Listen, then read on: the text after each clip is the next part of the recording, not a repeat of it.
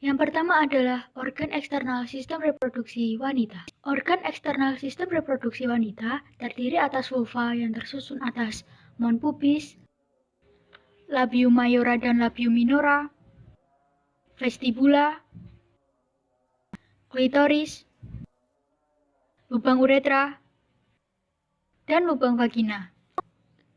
Adapun fungsi vulva adalah untuk melindungi organ reproduksi internal dan mengandung struktur yang mudah diberi stimulus.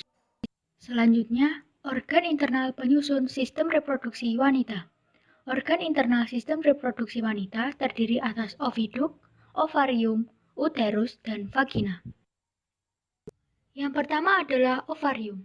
Ovarium adalah organ penghasil sel kelamin dan hormon reproduksi berupa estrogen dan progesteron.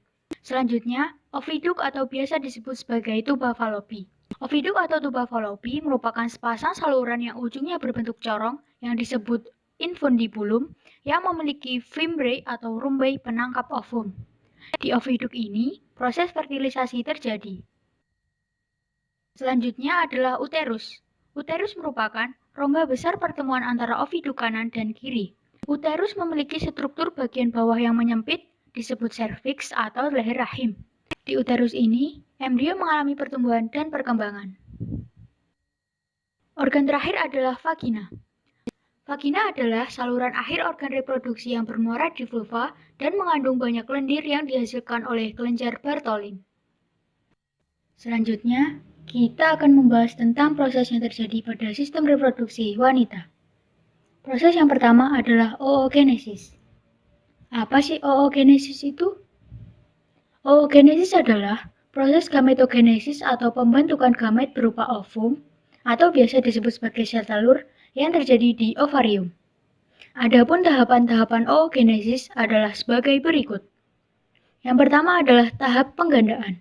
Tahap ini terjadi dalam ovarium janin ketika masih dalam kandungan. Pada tahap ini, sel primordial mengalami pembelahan mitosis dan menghasilkan oogonium diploid. Selanjutnya adalah tahap pertumbuhan yang terjadi dalam ovarium bayi.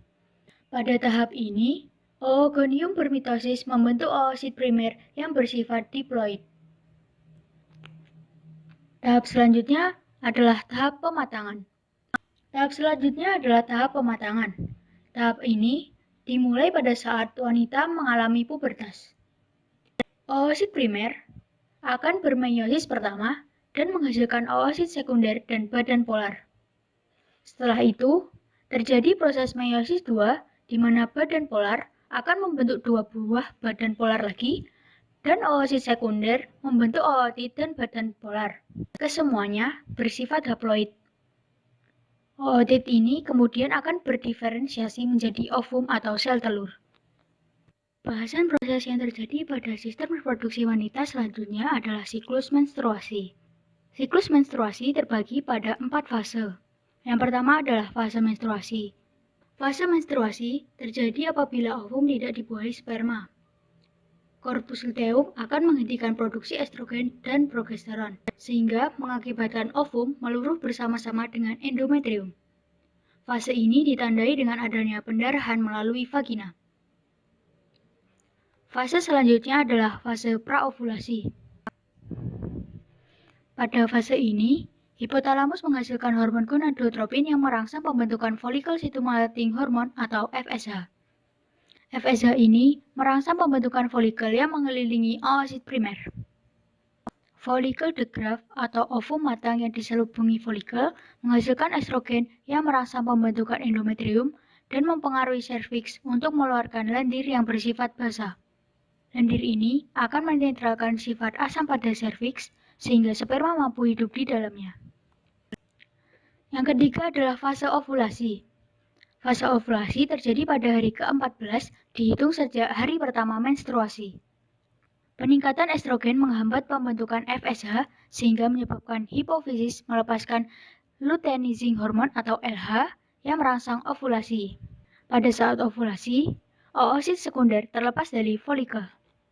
Yang terakhir adalah fase pasca ovulasi. Hormon LH merangsang folikel yang telah kosong menjadi corpus luteum yang tetap menghasilkan estrogen dan progesteron. Progesteron bersama estrogen memacu pembentukan endometrium untuk persiapan pertumbuhan zigot pada uterus. Progesteron juga merangsang sekresi lendir pada vagina dan pertumbuhan kelenjar susu. Apabila sampai akhir fase tidak terjadi pembuahan, endometrium akan mengalami peluruhan atau kembali ke fase menstruasi.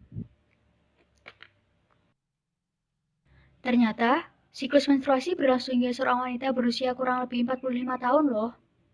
Hal ini terjadi karena pada saat usia 42-52 tahun, banyak oosit primer dalam ovarium mengalami degenerasi. Degenerasi ini menyebabkan siklus menstruasi menjadi tidak teratur dan akhirnya berhenti. Berhentinya siklus menstruasi ini disebut menopause. Selanjutnya adalah proses fertilisasi, gestasi, dan persalinan. Fertilisasi adalah proses peleburan dua gamet jantan dan betina, dalam hal ini adalah sel sperma dan sel ovum.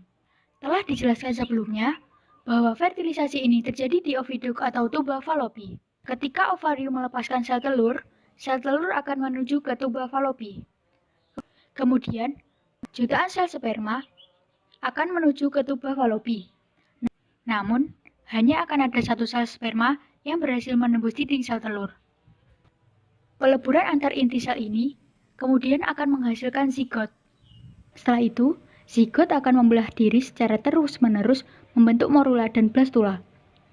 Proses pembelahan ini terus terjadi seiring berpindahnya sel telur dari saluran tuba Fallopi ke rahim. Setelah itu, zigot akan berimplantasi atau menanamkan diri ke dinding rahim atau endometrium.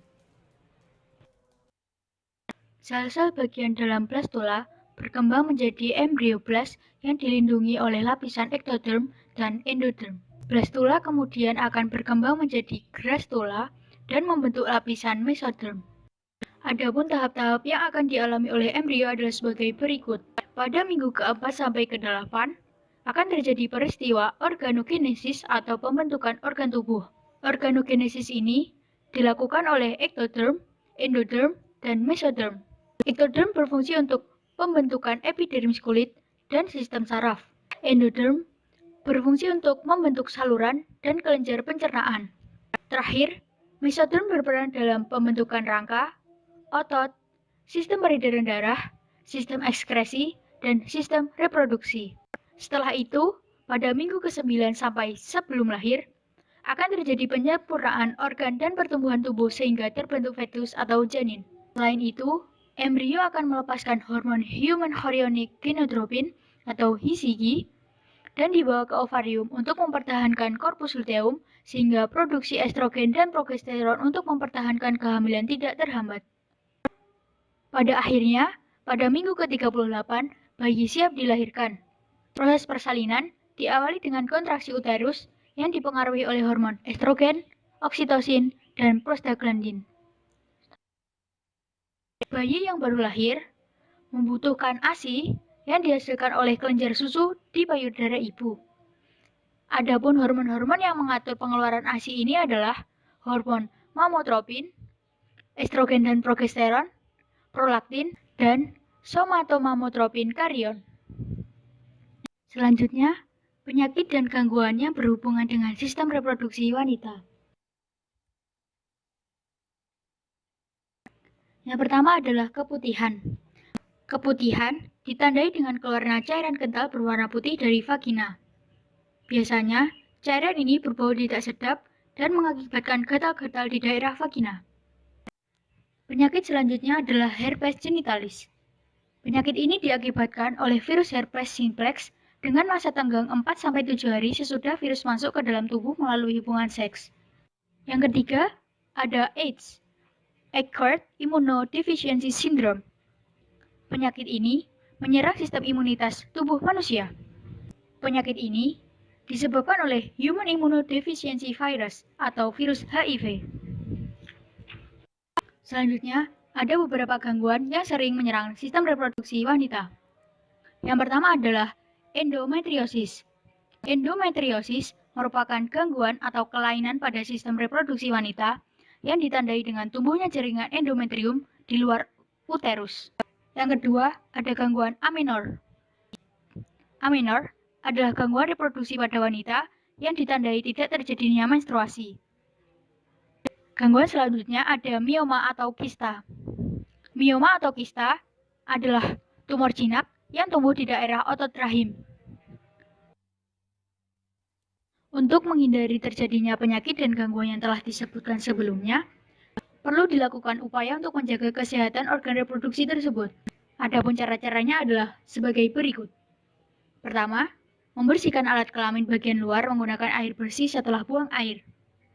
Kedua, menjaga alat kelamin luar agar selalu kering.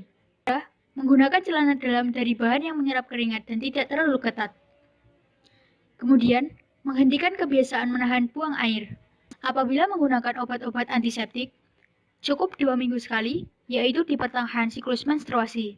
Selanjutnya, tidak memberi bedak pada daerah vagina karena dapat menimbulkan kanker. Terakhir, segera periksakan diri ke dokter apabila ada keluhan.